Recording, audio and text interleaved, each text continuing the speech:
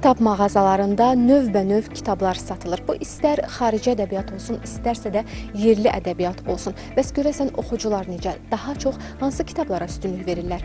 Xarici ədəbiyyat nümunələrinə mi, yoxsa yerli müəlliflərin kitablarına mı?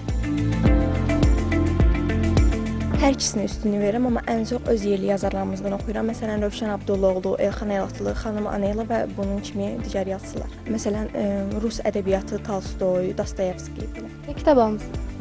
Osmanlı İmperiyası haqqında tarix kitabı. Ümumiyyətlə, ən çox xarici ədəbiyyat oxumağa üstünlük verirsiniz, yoxsa yerli müəlliflərin kitablarına mı?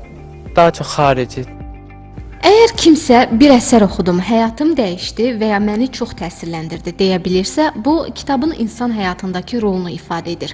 Bəs görəsən, bugünün oxucusu daha çox hansı kitablara üstünlük verir? Kitab mağazalarından əldə etdiyimiz məlumata görə şəxsi inkişaf və motivasiya xarakterli əsərlər oxucular tərəfindən daha böyük maraqla qarşılanır. Biz hər il, hətta hər ay statistika çıxarırıq və bestseller kitabları müəyyənləşdiririk, ən çox satılan kitablar.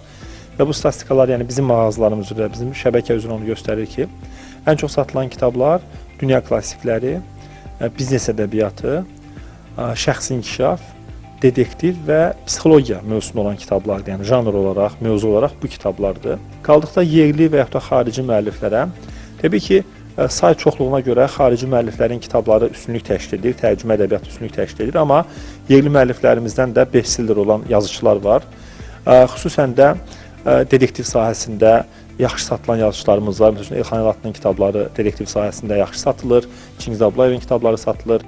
Araşdırmalar göstərir ki, xarici yazarların kitablarına maraq daha çoxdur. Mütəxəssislərin fikrincə, hər ölkədə yerli yazıçıların əsərlərinin mütaliəsi ön plana çəkilməlidir. Ümumiyyətlə, hər yazarı öz dilində oxumaq, onu daha tez anlamaq və qavramaq üçün ideal hesab olunur. Çünki tərcümə zamanı bəzi fikirlər təhrif oluna bilər. Amerikada ədəbiyyatı belə irəli aparan, onu səhmləşdirən, onu gücləndirən Amerika Çapçılar İttifaqıdır. Bizim tərcüməçilər artıq süni intellektdən istifadə edirlər. Tərcümələrin əksəriyyətini tərcüməçilər eləmir. Elektron, siz bilirsiniz ki, indi çox yayğındır. Dəftərxana üsulu burada bədii ədəbiyyat dilini üstələyib. Bugün kitab mağazalarında yerli ədəbiyyat nümunələri də kifayət qədərdir, xüsusən uşaq ədəbiyyatı.